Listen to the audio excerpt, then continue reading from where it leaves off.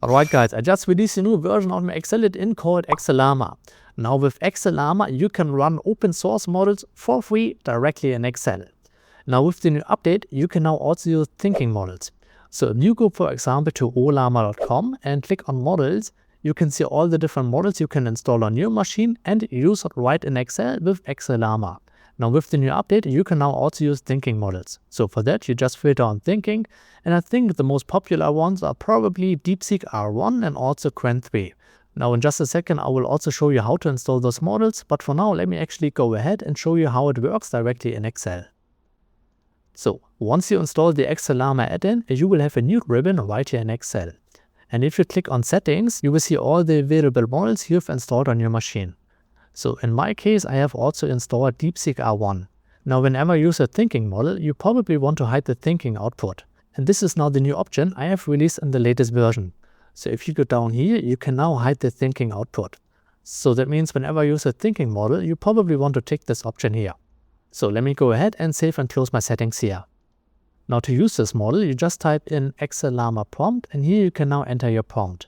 But since this is just a regular Excel formula, you can also concatenate it. So for example here my prompt is extract all the names from the text, use commas if there are multiple names, and return an A if no name is found, and then right next to it I have my text.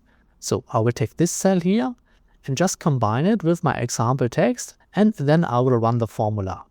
Now this might take a second or two depending on which model you're using and also how powerful your computer is. Now as you can see here, now we've got the result, which is Peter and James. Now let me also show you what kind of results you are getting if you deactivate the new option. So if I go back to settings and untick this option here and save and close and run this formula again, let's see what we are getting. So let me make it a little bit bigger here. So here you can now see that it also includes all the thinking process. So I guess in most cases you're not interested in all the thinking output. So that's the reason I have now included this new option to hide all the thinking process. Now if you're new to XLlama and how to install open source models, then don't worry. Below this video I will include the link to download XLlama. And once you sign up, you will get a welcome email.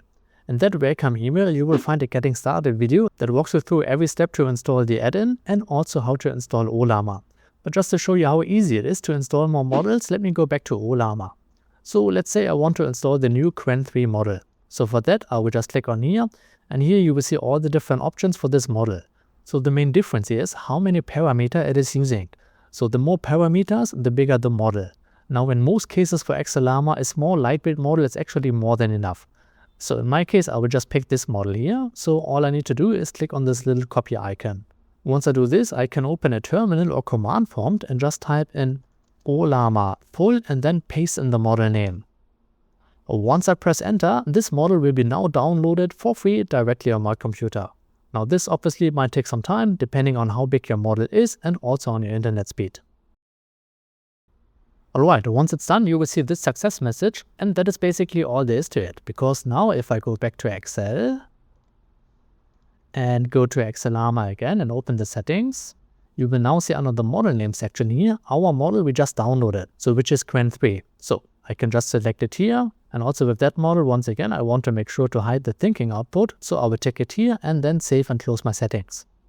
Alright, so now I can just give it another try by just dragging down this formula from before.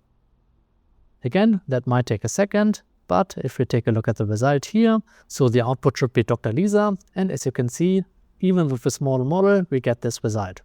Alright, so I made this video just like a little update video. Now if you want to have a full walkthrough of the entire add-in and what's possible, then check out this video. So thanks for watching and have fun using AI right in Excel. Cheers!